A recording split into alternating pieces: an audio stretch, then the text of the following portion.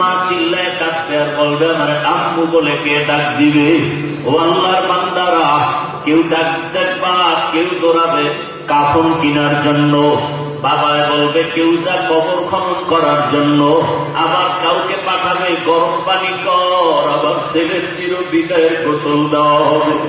কেউ যাবে পাঁচ বাগানে কবর খনন করার জন্য। রে যুবক, এরপর দেখছো বিদেশ থেকে টাকা নিয়ে আসে, গাড়ির মধ্যে ছেলে মেয়ে সহ বাড়ি যায়, রাস্তায় বাড়ি যাওয়ার আগে পানির মধ্যে বইরা মহিলাও মারা গেছে, বাচ্চাও মারা গেছে। দেখো না, রে আল্লাহর বান্দা, এই তো দুনিয়া।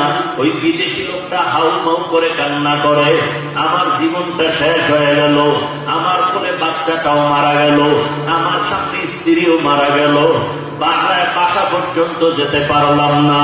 কিসের যৌবনের বাহাদুরি করো?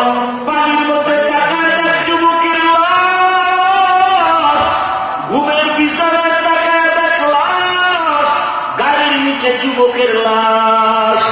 ওরে পায়ের কান্না শুরু হয়ে যাবে, তাকাইয়া দেখবি রে যুবক, আপন জনের আইসা তোর গায়ের গেঞ্জিটা ফেলে দিয়ে কেটে কেটে রাখবে।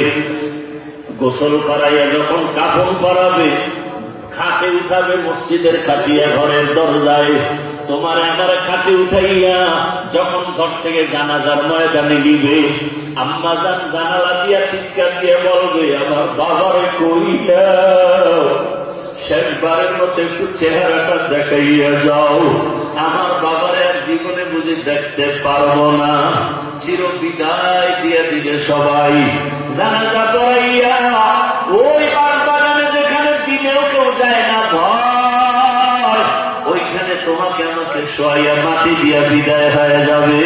ও যুবক বাবা, মনের আশা পূরণ কইরা তো গুনাহ করছো, এবার তওবা করো, মনে মনে আমার আল্লাহকে ডাকো আর বলো হে আল্লাহ, আমার মতো জেনারেল লাইনের যুবক হইয়া যদি রাস্তায় গাড়ি চালাইয়া নামাজ পড়ে আমি কেন পারি না?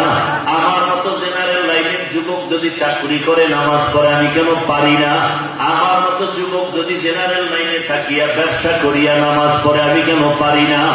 আজকে থেকে তওবা করে নিলাম। আমার আল্লাহকে মনে মনে বলো হে আল্লাহ, জীবনে আর নামাজ ছাড়বো না, দাড়ি কাটবো না, আর বেপরদায় চলবো না। মা বাবার দোয়া নিয়া, শিক্ষকের দোয়া নিয়া, ওলামায়ে কেরামের দোয়া নিয়া নবীজির আদর্শ মতো চলবো। ও আল্লাহর বান্দা, পর্দার আড়ালের মা বোনেরা, অন্তর ভরে দোয়া করো, আল্লাহর কাছে তওবা করো।